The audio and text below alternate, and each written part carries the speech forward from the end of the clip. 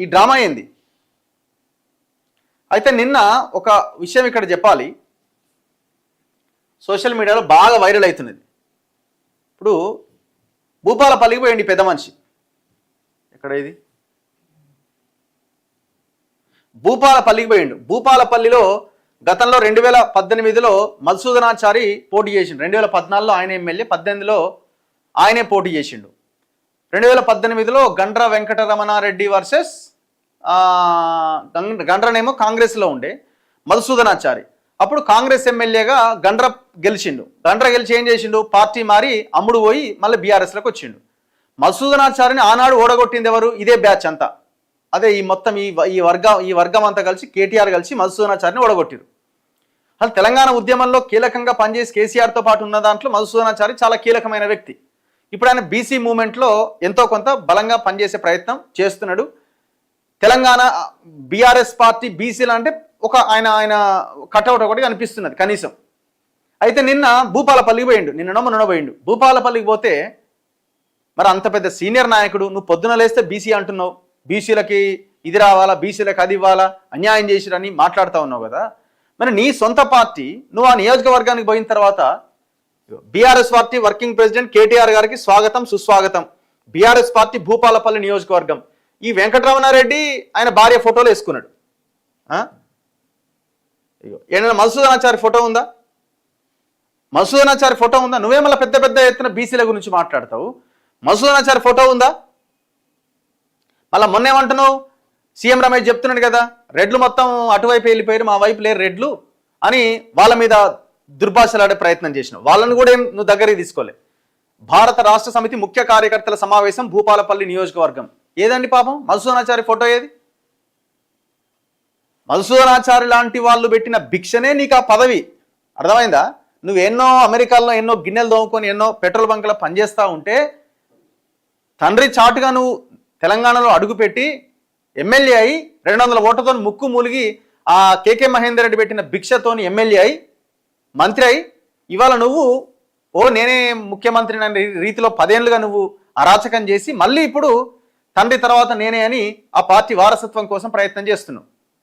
ఒక నియోజకవర్గానికి పోయినప్పుడు అక్కడ ఒక బీసీ నాయకుడు ఉన్నాడు, మధుసూదనాచారి, తెలంగాణ కోసం పనిచేసిండు, మా పార్టీలో ఆయన అవసరం మా పార్టీకి ఉన్నది అని గుర్తించి ఆయన ఫోటోలు కనీసం పెట్టాలి కదా. కనీసం ఆయన ఫోటో కూడా పెట్టలేదు. చూడండి ఎంత ఇది అనుకోవాలా. ఆయన ఫోటో ఏడబెట్టిరండి, ఇగో ఇలా నూకిరి తీసుకుపోయి అందరి ఫోటోలలో కలిపేసి అక్కడ పెట్టిరు. మరి కనీసం కొంచెమైనా కామన్ సెన్స్ ఉండాలి కదా. నువ్వు ఒక లీడర్, వర్కింగ్ ప్రెసిడెంట్ అని మాట్లాడుకుంటున్నావు, గింత ఘోరమా?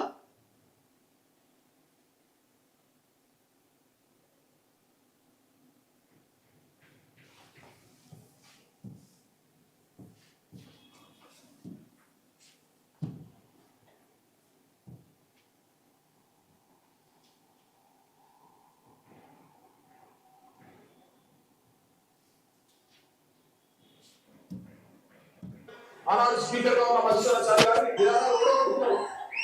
మీరు ఓడగొట్టుకున్నారు. మీరు అన్నాడు ఆనాడు స్పీకర్ గా ఉన్న మధుసూదనాచారి గారిని ఓడగొట్టుకున్నారు, మీరు ఓడగొట్టుకున్నారు మీరు అన్నాడు.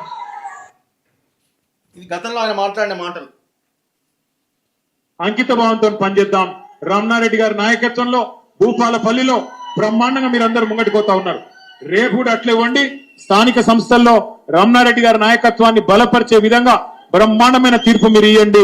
తప్పకుండా రేపటి రోజున మళ్ళీ ఒక్కసారి కేసీఆర్ ముఖ్యమంత్రి అయిన తర్వాత మళ్ళా మనకు ఏమంటుండు, భూపాలపల్లిలో గండ్ర వెంకటరమణారెడ్డికే భవిష్యత్తు, గండ్ర వెంకటరమణారెడ్డి ఆధ్వర్యంలోనే ముందుకెళ్ళండి. మరి మధుసూదనాచారి ఎటు పోవాలి? మళ్ళీ పొద్దున్న లేస్తే మళ్ళీ బీసీ పనిచేద్దాం. రమణారెడ్డి గారి నాయకత్వంలో భూపాలపల్లిలో బ్రహ్మాండంగా మీరందరూ ముంగటిపోతా ఉన్నారు. రేపు కూడా అట్లే ఇవ్వండి. స్థానిక సంస్థల్లో రమణారెడ్డి గారి నాయకత్వాన్ని బలపరిచే విధంగా బ్రహ్మాండమైన తీర్పు మీరు ఇవ్వండి. తప్పకుండా రేపటి రోజున మళ్ళీ ఒక్కసారి కేసీఆర్ ముఖ్యమంత్రి అయిన తర్వాత మళ్ళా మనకు ఎంత ఘోరం చెప్పండి. ఇది అన్యాయం కదా. నీకు పార్టీలో ఒక సీనియర్ లీడరు, సీనియర్ అంటే మళ్ళీ సీనియర్ సూపర్ సీనియర్ ఆయన, కేసీఆర్తో పాటు పనిచేసిన వ్యక్తి. కేసీఆర్ ఏం పనిచేసినో తెలియదు కానీ వీళ్ళ పనిచేయడం వల్లనే కేసీఆర్ ముఖ్యమంత్రి అండి. ఇట్లాంటి వాళ్ళు పనిచేయడం వల్లనే. మరి కనీసం మినిమం కామన్ సెన్స్ ఉండాలి కదా. ఓ నియోజకవర్గానికి పోయినప్పుడు అంత సీనియర్ లీడర్ని మనం ఎట్లా పక్కన పెడతామన్నా కనీస సోయి ఉండాలి కదా. సోషల్ మీడియాలో ఈ మెసేజ్ బాగా వైరల్ అవుతున్నది. ఇక వాళ్ళు ఏమని వైరల్ అవుతుందంటే, ఇగో బీఆర్ఎస్లో బీసీల పైన కుట్ర, కేటీఆర్ భూపాలపల్లి సభతో తేట తెల్లం. ఒకవైపు బీసీ ఉద్ధారకులంటూ డబ్బా, మరోవైపు బీసీల అణచివేత. ఇంతకీ కేటీఆర్కు రెడ్లంటే వ్యామోహమా లేదా భయమా? బీసీలంటే కోపమా లేదా ద్వేషమా? గత ఎన్నికల్లో రెడ్లను నమ్ముకొని నిండా మునిగిన కేటీఆర్కు బుద్ధి వచ్చినట్టు లేదు. ఇప్పటికీ బీసీలను అనగదొక్కుతూ అగ్రకులాలకే రెడ్ కార్పెట్. బేసిక్గా ఆయన రెడ్లను కూడా నమ్ముకున్నది లేదు, రెడ్ల ఆయన వైపు ఉన్నది లేదు, రెడ్లకు ఆయన చేసింది కూడా ఏం లేదు. ఒకవైపు శాసన మండలి ప్రతిపక్ష నేతగా సిరికొండ మధుసూదనాచారి గారు బీసీ జనాభా దామాషా ప్రకారం మేమెంతో మాకంతా అనే నినాదాన్ని ఎత్తుకొని రాష్ట్రంలోని బీసీల పక్షాన బలంగా పోరాడుతుంటే, మరోవైపు కేటీఆర్ ఈ రోజు పర్యటించిన భూపాలపల్లిలో మండలి ప్రతిపక్ష నేత బీసీ నాయకుడు మధుసూదనాచారి ఫోటోను కూడా లేకుండా చేయడం, ఆయన హాజరు కాకపోవడం దేనికి సంకేతం? ఆయన శాసన మండలి బీఆర్ఎస్ పార్టీ శాసన మండలి పక్ష నేత బీఆర్ఎస్కి, మరి ఆయన ఫోటో కూడా లేకపోతే ఎట్లా? భూపాలపల్లి రమణారెడ్డి మీకు ఇన్ఛార్జిగా ఉంటాడు అనడం, చారీసాబ్ ఇక్కడికి రాడు అనడం దేనికి సంకేతం? 10,000 ఓట్లతో కుట్ర చేయడం వల్ల ఓడిపోయిన మధుసూదనాచారిని నియోజకవర్గానికి దూరం చేశారు. 54,000 ఓట్లతో ఘోరంగా ఓడిపోయిన రమణారెడ్డిని పొగుడుతున్నావు అంటే నీకు సిగ్గు లేదు అని అర్థం, అంతే కదా. 10,000 ఓట్లతో తేడాతో కుట్ర చేయడం వల్ల ఓడిపోయిన మధుసూదనాచారిని ఏమో లెక్కలోకి తీసుకుంటలేవు, 54,000 ఓట్లతో ఘోరంగా ఓడిపోయిన గండ్ర వెంకటరమణారెడ్డిని పొగుడుతున్నావు అంటే చారీసాబ్ బీసీ, గండ్ర రెడ్డి అనే కదా. గత ఎన్నికల్లో బీసీలను విస్మరించి అగ్ర కులాలైన రెడ్డిల వ్యామోహంతో పోచారం శ్రీనివాసరెడ్డి, పట్నం మహేందర్ రెడ్డి, మల్లారెడ్డి, భూపాలపల్లిలో గండ్ర వెంకటరమణారెడ్డి నమ్ముకొని మిగతా వారిని విస్మరించడంతోనే కదా ఈరోజు అధికారానికి దూరమైంది. అయినా కేటీఆర్కు సిగ్గొచ్చినట్టు లేదు. బీసీ నినాదం బలంగా వ్యాప్తి చేస్తున్న మధుసూదనాచారి పైన కుట్ర కావాలనే చేస్తున్నారా? ఇది సోషల్ మీడియాలో వైరల్ అవుతున్న చదువుతున్నా నేను. 40 ఏళ్ల తన రాజకీయ ప్రయాణంలో 25 ఏళ్ల బీఆర్ఎస్ ప్రయాణంలో ఏ వివాదం లేకుండా మత్సలేని బీసీ నాయకుడు, ఉద్యమంలో కేసీఆర్కు కుడిభుజంగా సేవలందించిన సిరికొండ మధుసూదనాచారి గారు ఏనాడు ఇతర నియోజకవర్గాల్లో వేలు పెట్టలే. కొందరు రెడ్ల వల్లే ఉమ్మడి జిల్లాలను శాసించలే.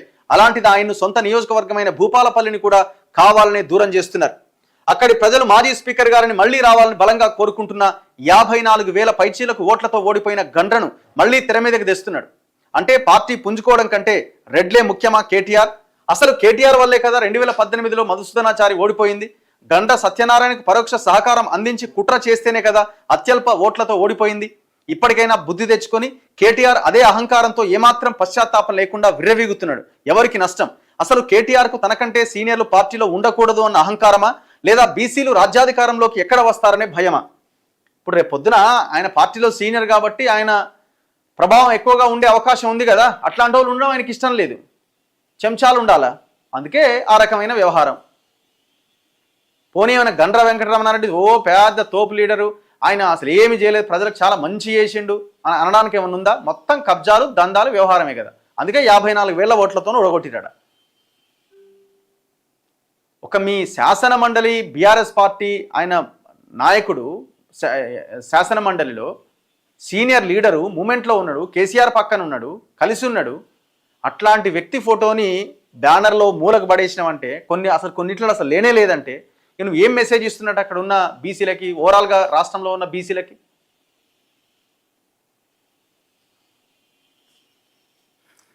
రేపు మళ్ళీ కలుద్దాం. గుడ్ మార్నింగ్ తెలంగాణలో చూస్తూనే ఉండండి మన తొలి వెలుగు.